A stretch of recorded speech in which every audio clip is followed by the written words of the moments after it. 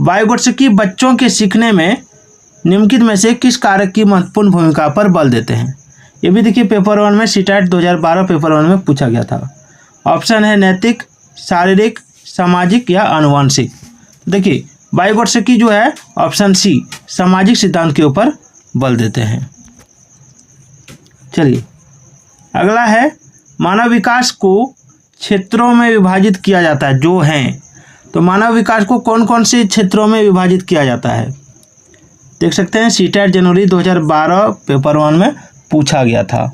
तो देखिए मानव विकास को मनोवैज्ञानिक, संज्ञानात्मक, संवेगात्मक और शारीरिक क्षेत्र में विभाजित किया जाता है। चलिए अगला निम्नलिखित में से कौन सा विकास का सिद्धांत है? सीटेट जनवरी 2012 पेपर 1 में पूछा गया था। विकास हमेशा रेखीय होता है या निरंतर चलने वाली प्रक्रिया नहीं है। विकास की सभी प्रक्रिया अंतः संबंधित नहीं है। विकास सभी की विकास दर समान नहीं होती है। कौन सा विकास का सिद्धांत है? तो ऑप्शन डी जो हो जाएगा। ठीक है, यही जो है यह विकास की दर, एक मिनट को नीचे कर लेता हूँ थोड़ा, यानी ऑप्शन डी जो है सभी की विकास दर समान नहीं होती है। ठीक है, चलिए अगला है जब बच्चे की दादी उसे उसकी माँ की गोद से लेती है तो बच्चा रोने लगता है, तो बच्चा के रोने का कारण क्या होगा? देख सकते हैं सीटेट जनवरी 2012 पेपर 1 में पूछा गया था। ऑप्शन है संवेगात्मक दुश्चिंता, अजनबी दुश्चिंता, वियोग दुश्चिंता या सामाजिक दुश्चिंता। तो देखिए दादी को जब बच्चे को दादी जब उसकी माँ की गोद से लेती है, ठीक है, तो बच्चा इसलिए रोने लगता है क्योंकि उसको संवेगात्मक दुश्चिंता होता है। चलिए कोहलबर्ग के अनुसार शिक्षक बच्चों में नैतिक मूल्यों का विकास कर सकता है कैसे? कोहलबर्ग के अनुसार शिक्षक बच्चों में नैतिक मूल्यों का विकास कैसे कर सकता है? याद रखिएगा कि कोहलबर्ग जो है वो नैतिक विकास के सिद्धांत पर काम करते हैं। ठीक है, तो देखिए इसका राइट आंसर जो होगा वो हो जाएगा आपका ऑप्शन बी, नैतिक मुद्दों पर आधारित चर्चाओं में उन्हें शामिल करके। चलिए पियाजे के संज्ञानात्मक विकास के चरणों के अनुसार इंद्रियगामक यानी संवेदी प्रेरक अवस्था किसके साथ संबंधित है? तो देखिए इसका राइट आंसर होगा आपका ऑप्शन डी, अनुकरण, स्मृति और मानसिक निरूपण के साथ। चलिए विकास शुरू होता है, कब शुरू होता है विकास? तो देखिए विकास जो शुरू होता है, ठीक है, विकास शुरू होता है आपका ऑप्शन 20 शेषवावस्था से। एक मिनट, ऑप्शन बी प्रसव पूर्व अवस्था से विकास शुरू होता है, प्रसव पूर्व अवस्था से। ठीक है,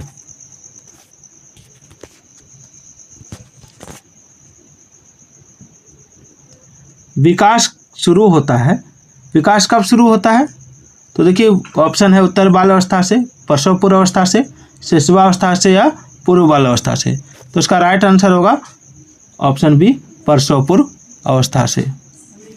नेक्स्ट है चिंतन अनिवार्य रूप से है एक डैश। चिंतन अनिवार्य रूप से क्या है? संज्ञानात्मक गतिविधि, मनोगतिक प्रक्रिया, मनोवैज्ञानिक परिघटना या भावात्मक व्यवहार। सीटेट 2012 पेपर 2 में पूछा गया था। यहाँ पर 11 है लेकिन ये 2 है, ठीक है ना, रोमन लिपि से 2 लिखा गया था, 11 हो गया है।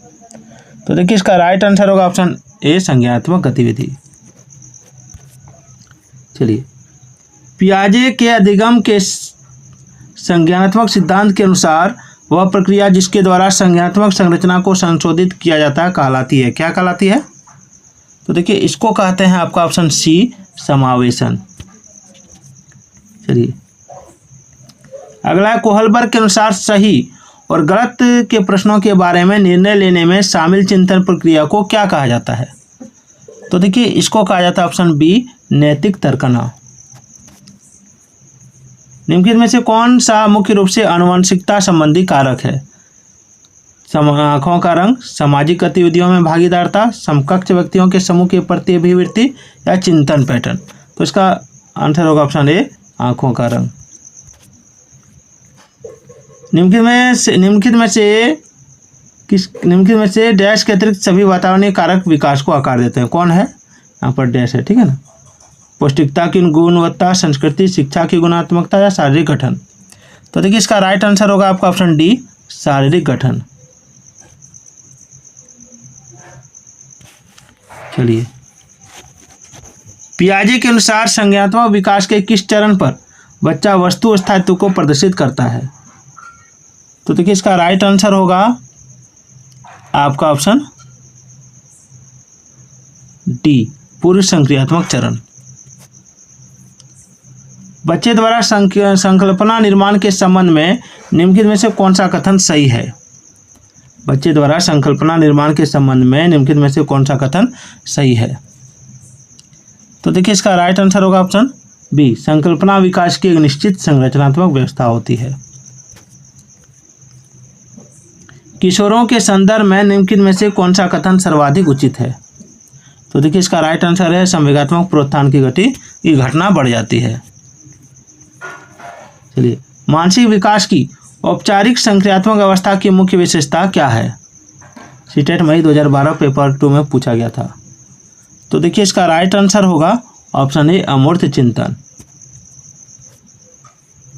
चलिए, बच्चों में नैतिक मूल्यों को विकसित करने का सर्वाधिक उचित तरीका क्या है? तो देखिए इसका राइट आंसर हो जाएगा आपका ऑप्शन बी, विद्यार्थियों के सामने एक परिस्थिति रखना और उस पर निर्णय लेने के लिए कहना। निम्नलिखित में से कौन सा चिंतन की प्रक्रिया में सबसे कम महत्वपूर्ण है? निम्नलिखित में से कौन सा चिंतन की प्रक्रिया में सबसे कम महत्वपूर्ण है? तो देखिए इसका राइट आंसर होगा आपका ऑप्शन बी, समस्या। चलिए, नेक्स्ट है, व्यक्तित्व विकास में एक महत्वपूर्ण भूमिका का निर्वाह करता है, कौन करता है? व्यक्तित्व विकास में एक महत्वपूर्ण भूमिका का निर्वाह कौन करता है? तो ऑप्शन सी, आनुवंशिकता और वातावरण का मिश्रण। कोहलबर्ग के अनुसार सही और गलत के बारे में बच्चे चिंतन करते हैं कौन सी आयु में? देखिए कोहलबर्ग के अनुसार बच्चे जो है, ठीक है, सही और गलत के बारे में चिंतन करते हैं आपका अलग आयु में, अलग तरीके से। संवेगात्मक विरेचन का अर्थ क्या है? संवेगात्मक विरेचन का अर्थ क्या है? तो यह है संवेगों को दबाना। अगला है, किशोर का अनुभव कर सकते हैं। एक मिनट, किशोर किसका अनुभव कर सकते हैं? किशोर किसका अनुभव कर सकते हैं? तो देखिए किशोर जो है अनुभव कर सकते हैं आत्म सिद्धि के भाव का। वाइगोत्स्की के सिद्धांत का निहितार्थ क्या है? वाइगोत्स्की के सिद्धांत का निहितार्थ क्या है? तो ऑप्शन ए, बच्चे उन बच्चों की संगति में श्रेष्ठतम रूप से सीख सकते हैं जिनका बुद्धि लब्धांक उनके बुद्धि लब्धांक से कम होता है।